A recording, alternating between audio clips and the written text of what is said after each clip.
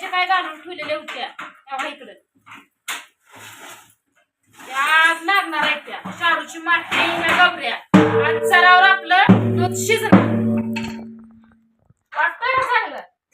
तिकडे स्वतःच चालू आहे जेवण करायला सगळा स्वयंपाक झाला कालवण भाकरी चटणी खातीया भात तेल चटणी खातीया जे त्याची आवड जे त्याला काय खाऊ वाटेल ते खाऊ वाटेल आता एक तासभर निवांत आहे अजून मौदाला जायचंय मौदाला जाऊन भाजीच्या पेंड्या मेन खपली घेऊन राहिल्या त्या खिरीसाठी ती आणायचंय माय बायपूरचं सारून घेतलं बाहेरचं सारून घेतलं सगळं अंगात चाडून घेतलं पाणी सगळं भरलं अजून पण पाणी भरायचंच आहे सगळंच करायचंय पण दुपार निवडून आपला मग कसा वाटतो कसं नाही बघा वाजव की दाखव वाजू येतंय का नाही बघू दे की दादू नसतो बरं का ढोलाकडे दादूला नाही जमत पण आपला वंकू एक नंबर ढोल वाजवतो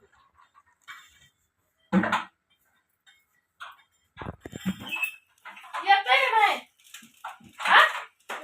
वाजवून दाखव हा चांगलं सारखं गाणं एकदा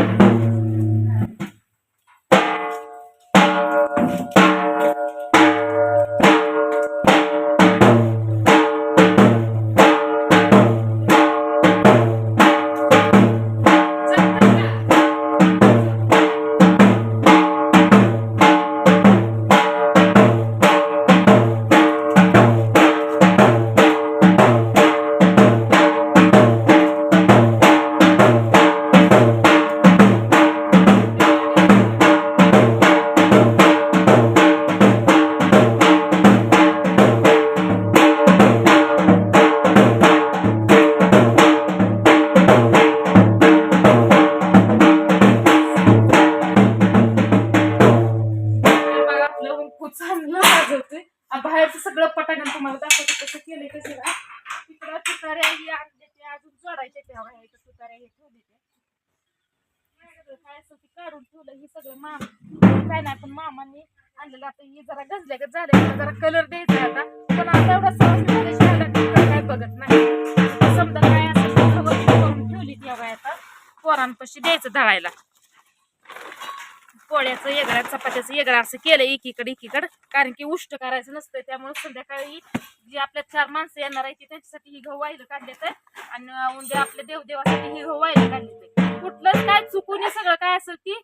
व्यवस्थित झालं पाहिजे तिकडलं ही सारून काढले सगळं अंगात सारून काढले सकाळी मला सकाळपासून जे चालू होतं उठल्यापासून करायला ती कमीत कमी 10-10:30 वाजता सगळं पटांगण चालू होतं आईला पप्पाला फोन केलाय सगळे पै पाहुण्यासनी सांगितलंय सगळीकडे सांगितलंय आता 1-2 पै पाहुणे राहिली ती तेवढं आता फोन करून सांगते उद्या 10-11 वाजेपर्यंत या तेवढीच राहिली आई बाबा आमुषाला लोटवाडीला गेली ती लोटवाडी तिकडे म्हणलं आता घरी काय जाऊ नका उद्या परत भाऊजाई येतील सगळ्याला सांगितलंय बघा आता कोण येतंय कोण नाही काय माहिती नाही पण माझी ती अपेक्षा आहे कार्यक्रम हाय चांगला या सगळ्यांनी असं वाटतं तर बहिणीनं ही कार्यक्रम आपलं लग्न कसं असतं तसा ही कार्यक्रम आहे 5 दिवस पहिली जुनी लग्न लागायचं म्हणजे कार्यक्रम चालत राहायचं 5 दिवस तसंच ही कार्यक्रम बघा 3 ते 4 दिवस तरी कार्यक्रम चालत राहतो 5व्या दिवशी भाजी भाकरीचा निवड टाकून शिरा 13 आपलं घरातनं बाहेरनं घरात न्यायचं असते 5 दिवस ही कार्यक्रम चालतो तर ह्या कार्यक्रमासाठी जेवढे आपली पाहुणे आहे ती आपली समधी असं एकत्र आल्यानंतर भारी वाटतं आता कोण मी माझी जाव घरातलीच आम्ही 2-3 जण एवढीच आहे अजून काय पाहुणे गोळा झाली नाही ती आता पाहुणे गोळा होणार संध्याकाळपासून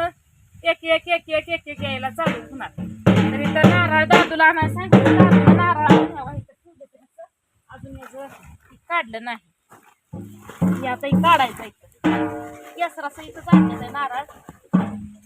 किती आणलं ती पण मी बघितलं नाही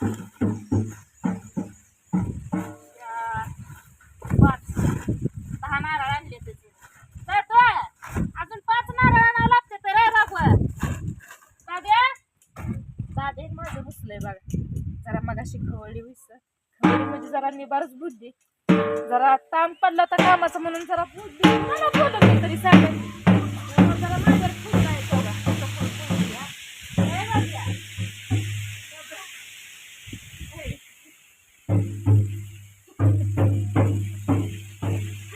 नाही याच्यावर हात उचलू वाटत नाही बोलू वाटत नाही वागायला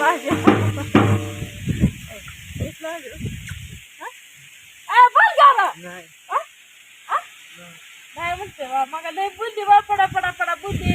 वेळेवर काम करत नाही वेळेवर ध्यान देत नाही म्हणून जरा बुद्धी पुन्हा आपल्या लेकराला शिकवायचं सांगायचं कोण सांगायचं सांगी परत काय केलं त्यानं सकाळी आंघोळ केली तरी पण त्याला घेतला मोटर चालू केली शॅम्पू साबण घेतला आणि आंघोळ आधी घातली कसं चकचकी बघा घ्यायचं मी आंघोळ घातल्या 5 नारळ तर मी आणले ते अजून 5 नारळ आणावं लागते ते बोलतच नाही बोलायला लागल्यावर मस्त बोलतो पण आता जरा रागावलाय रुसलाय फुगलाय त्यामुळे जरा बोल नाही काय करायचं बाप कुठं आहे बापाला केलं तर नाही फोन बोल घ्या रे बोल घे कमा कुठं आहे काय बघितलं फोन करून या म्हणावं घरी फिरी आव यायला लागले तर म्हणते केलता चालतं चालत सगळं काय असेल की नेटलेट झालं म्हणजे मग काय वाटत नाही काटाळून गेली या दमलाय पण जीव आणि 3 दिवस अन्न पाणी काय नाही मला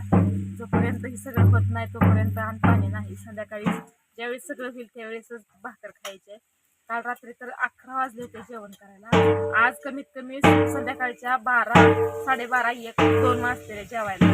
असं उपाशी राहून पण यायला येते पण ती कसं आहे की जेवण करून कुठली कामं करायची असते जी काय आहे ती सगळं देवाचं काम झाल्यानंतर जेवण करायचं असते वर जेवायचं एक प्रकारचा आपली 3 ते 4 दिवस उपासच आहे